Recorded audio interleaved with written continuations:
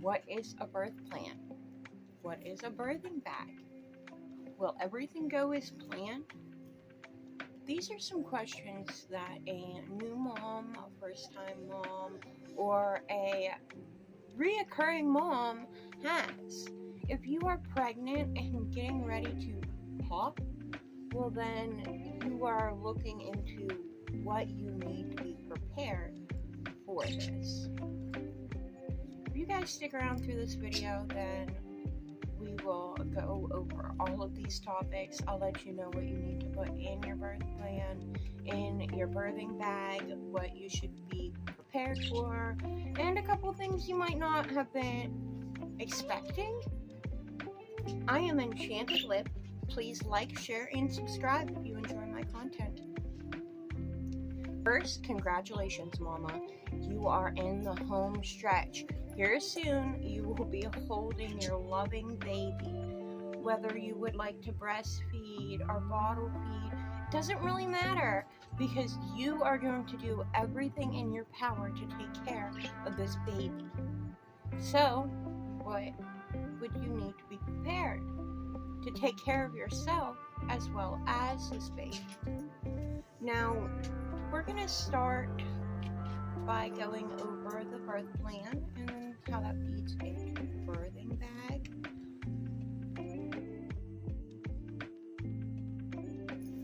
What is a birth plan? Well, the dictionary defines a birth plan as a written plan by a pregnant woman that sets out in advance her expectations and what she would prefer during her birth. My definition would be a plan wrote for when the baby is delivered. This can include pain management, who you want in your room, something as simple as what music is playing. This plan, though, is not set in stone. My birth plan was not really put into effect as I went to the hospital in labor. I didn't have time for anything. Now, I chose not to have any pain management, and when I got there, I asked for it, but it had already been too late. I am definitely happy with the result, but I'm not going to hate on anybody that got pain management. It's for all our own. I had 2 girls without it. If you choose it, you choose it. Please do. I do not want you to be uncomfortable. Do what you have to do for you and your baby. Everybody is different. I would like it to be known that everybody is different, and not everybody's plans are going to look and line up perfectly. Some people may not want any music. Some people may not want any artificial light. It's all up to you and your journey. So don't make anybody feel bad, and don't feel bad, because everybody goes through this their own way. In mine, I started with an intro of who I am and who is going to be with me. And this is my husband, and this is my mom, and these are people that I would like to be there, so that they feel already introduced to us before we even have to get in the room.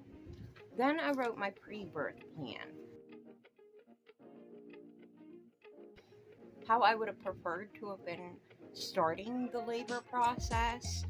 I included that I wanted music, that I wanted to be able to eat and drink. I put in mind that I would prefer to have massage cold or hot compresses as my pain management through the labor.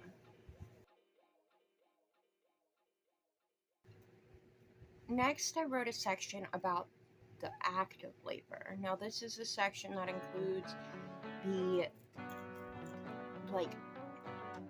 getting ready to push the baby out and kind of pushing the baby. You'll see. I wrote that I would like to try various positions. Asked for no mirror. I do not want to see it. My husband could look if he'd like. I'm good.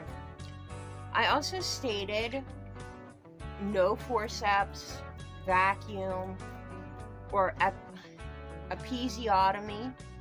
An episiotomy is where they cut your hoo-ha to your hootenanny so that it makes a bigger hole, so there's less ripping and tearing. I said no episiotomy unless it is an emergency. I also include my choice of pain managements here. I said about maybe a tranquilizer because of my nerves, but did not end up needing them. Again, I'm going to put in, you do not have to agree or believe with everything that everybody else puts in. You are free to do your own thing. You are your own person.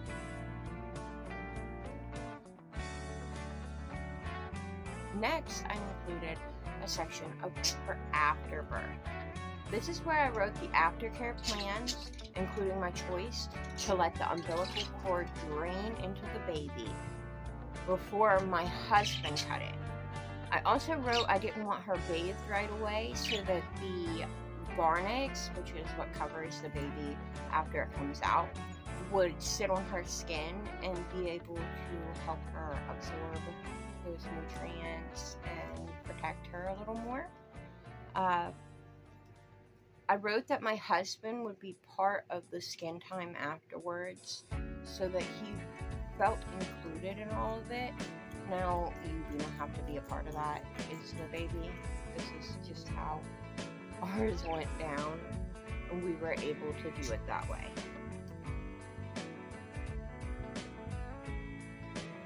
Now, this is where it gets a little serious. You may not have thought about it, but what would you do in an emergency situation? If you have to be rushed in for a C-section, what would you like to happen? Who would you like to be in there with you? I wrote an emergency section, and in that section, I wrote anything I would want down if in an emergency I was covered. I wrote what I wanted in the event of a C-section in case you have to go to the neonatal unit. If one life was to be chose, and if I cannot perform any skin time, that I would like somebody else, as in my husband, to be able to participate in that. I did postpartum hemorrhage after my first daughter, and so I included this in case it were to happen again, and so they would be made aware of my issues and what could be expected. Now, what do you do with this? You done wrote it all down, you checked it twice, spelling's great, handwriting's great, whatever, you typed it up, everybody's so happy with it, you're happy with it. You decided that yes, this is exactly how I want it to go. We're going to discuss what to do with it. I personally typed it out, and I made 4 copies. One for my file at the hospital, one for my room, and one for each of my labor helpers. The one in my room, I put in plastic covers so that we could tape it up to the wall or the door, and people would see it and know that I was prepared and that's what was going on. Then we could adjust it throughout the labor process so that we can continue to hit these stones. Do not ever expect your birth story to be exactly like anybody else's and that you can plan it, because it does not get planned. It happens on its own. Even if they induce you, it will happen on its own. Now, there's, of course, exceptions to the rule, but everybody's gonna take it calm, be easy, breathe, relax as much as you can, and remember that you are doing this for the life you are bringing into the world, and it is worth it. With your birth plans, you should highlight the meat and potatoes, and so if you have any health problems, like I had with the hemorrhaging, I would highlight that. I would also highlight what medicines you might be on or that you might want to take. Anything real specific, I would highlight to make sure that it doesn't get lost in the words. Now, how much did I use my birth plan and my birth bag? Realistically, like, not at all. But was I happy I was prepared? Yes. Did it make me feel better going in? Yes. Was I comfortable and organized? Yes. And this makes it all the much easier. It also calmed my nerves, being able to know that I was prepared in case of an emergency, that my husband would know what to do. My mother would know exactly what I expected, and the staff, the doctors, and the nurses knew what to expect and wouldn't have to ask these hard questions to my husband, who doesn't speak a lot, and cause more stress and more anxiety to an already very nervous situation. Now, we're going to go over the birth bag. What is a birthing bag? A birth bag is the bag you grab while you're in labor, headed to the hospital for labor, and this would include things that you would have included in your birth plan, along with things that would make you feel more comfortable throughout your birthing journey. I included a lot of comfort items and things that would make me feel better during the experience. What should you pack? I packed things in my easy book bag, just a free book bag I was given, and it was just super easy. Throw it on my back. You can use a duffel bag, a small suitcase, whatever you have, a huge purse, a tote, whatever you have will work. Now, in my very first front pocket, I put my birth plan in. Now, if you guys would like to read it, I guess I could kind of put it up on the screen. I don't know. There is, no, this is not a highlighted version. But there is a birth plan. You see, simple, easy things that I packed that may not be included in here because I took it out. It has been a couple months since I gave birth, so of course, you know, things come and go, whatever. Things that I packed in here that I already took out would be a candle, which wouldn't have been much work at the hospital because we forgot a lighter, but we had a candle. It was my favorite. I think it was a cinnamon something soothing and made me feel warm and comfortable, so that I could burn it and it wouldn't smell like a hospital and kind of calm my nerves. I also grabbed chargers. My husband and I both had a 10-foot charger that we kept in the bag and plugged in at the room and then back in the bag until we came home. This was a big help considering you don't get a charger, you know, at the hospital. So make sure you grab a charger. I would put it in this bag so that you have that accessible during your labor experience. You do not know how long you're going to be in labor. It could be days, it could be weeks. I was in for over a month. It's just kind of crazy and unpredictable. So you would like anything like that, your charger, to be, you know, be in there. Just be prepared. I also grabbed like 2 washcloths. I had a hand towel that I would use for cold water for my face and neck, and I also had a rag, just, I don't know, to like wipe my face. It was just my favorite color, soothing, pleasing to see, and it was mine. It wasn't like hospital gritty, you know what I mean? So I could use those as a cold compress, and if there was an issue on the way to the hospital, I would have been prepared with that.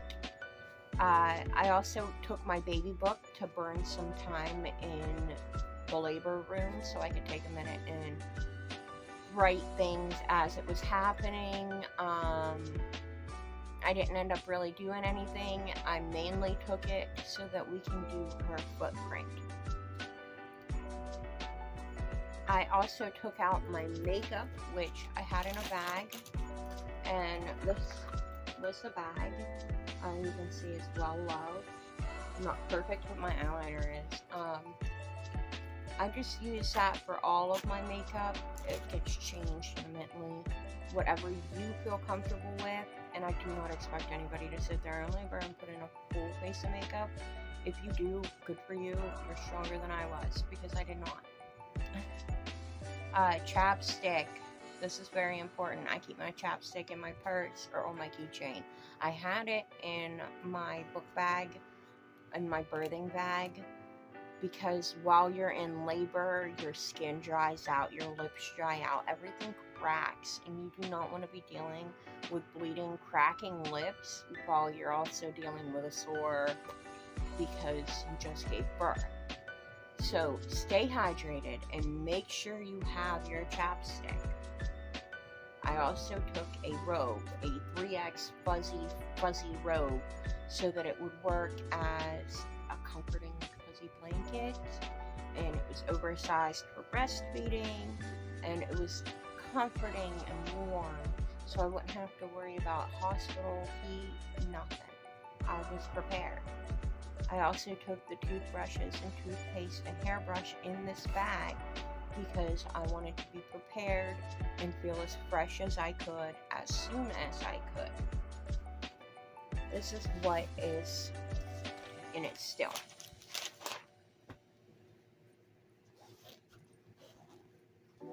I have my Stretch Marks lotion with an extra hairband on it. In fact, 2 extra hairbands on it, because you never know when you need an extra hairband. You know, get that hair out of your face. And the Stretch Marks cream I was using, you know, try and get rid of those. Took my camera. Now this is just my camera bag. It's a Canon, just a camera. It's an old one, and the flash stopped working at the hospital. I just wanted a couple like random baby pics that, I don't know, I just wanted my camera. Weird, I have an extra hairband, and then I have a couple crystals to help, you know, body blockage, to find romance, guidance, and then I have my $50 bill from my husband and I getting married. I just as like a luck charm, and then of course the crystals, because you need a little bit of guidance sometimes, a little bit of crystal help. If you know, you know. If you don't, you don't. I'm sorry, but I brought my crystals. I felt comforted by having them, and I did kind of use them as a worry stone at one point. Now, another random thing I had, because it was in my book bag, is one of these little topsy-turvy dudes. I was just kind of having fun with it and using him to burn a little bit of time, but it didn't really, like, it's nothing special, particular, you need. I just like little fidgets, and he happened to be in my book bag, so I kept him. I brought a stress ball to relieve my stress as I gave birth. My daughter has since got to it. This made me think of Hank Hill, propane accessories. So I just got a kick out of squishing that while I was in labor.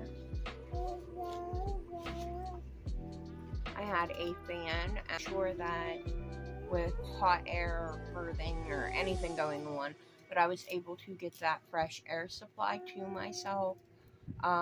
It was a little tiring on the wrist, of course, but you get used to it, you know, it's just a normal thing. I also, speaking of fans, had this neck fan, great necklace fan, that just has, like, reminds you of a computer fan to cool it down, that just blows minimal air out. I just stood that up and had it blowing at my face while I gave birth, and it kind of helped. It comforted me and gave a little bit of like a white noise, so it wasn't just drowned out hospital. And speaking of which, I also packed a white noise machine. Now, this one has a projector on it. I had gotten it given to me. I've never gotten the projector to work, but the white noise and the heartbeat noise really helped with getting her acclimated to the crazy lifestyle that we have at my house. It is never quiet, and so this helps. It helped her prepare for the noisefulness. You know what I mean? I don't know. I also brought therapy oil. It's that cocoa butter formula. What is it? The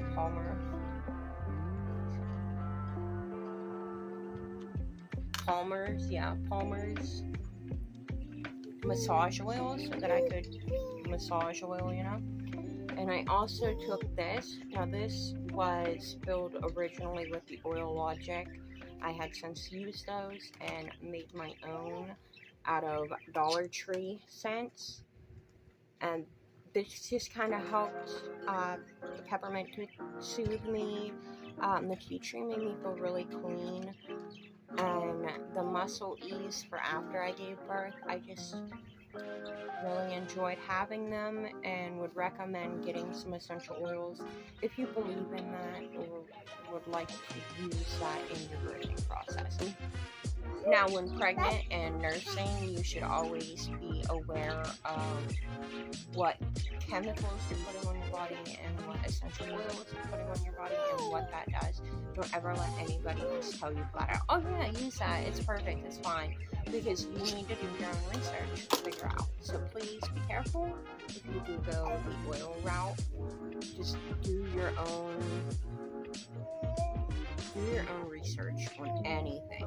Don't ever just research. Finally, on my birthday, my doctor had given out these childbirth books. There is my birth plan. I did not end up getting to highlight it, but this kind of gave me the process, the notes on the stages of labor, and it really helped my husband understand the different stages. It also had a page in here to write your birth plan on. It just kind of helped me out, and then just random papers that I got given throughout her birth. Bring a folder so that you have for any important paperwork that they would give you. Now, my bag is all unpacked. Again, everybody has their own plan, their own way of doing things, and you need to be able to respect that, not only for the people around you, but for yourself. And so when you're going in to do your birth plan and to pack your birth bag and to even pack your diaper bag or anything, make sure you feel comfortable and make sure that you have all of the say, because you are the mother, you are the one doing the birth. How necessary is the birth plan and how necessary is it to make a birth bag? It's completely necessary. I did not get to pack a birthing bag type thing or write a formal birth plan for my first daughter and regret it. With my second one, I was able to prepare myself and felt much better and more ready for the experience. So what do you think? Is there anything that I might have missed? If so, please comment below so that other people can see and get it and help them, you know. I do plan on doing more videos, so please like, share, subscribe. If you enjoyed my content, I plan on making a couple more videos like this. I know I'm not entirely sure what my niche is yet, but if I'm able to help you in any way of preparing for a child or, you know, just life, then I'm going to try. Let me know if there's anything that you would like to see, if you would like to hear my birth stories for both of them, or, if not. Have a great day, guys. Stay enchanted, and good luck.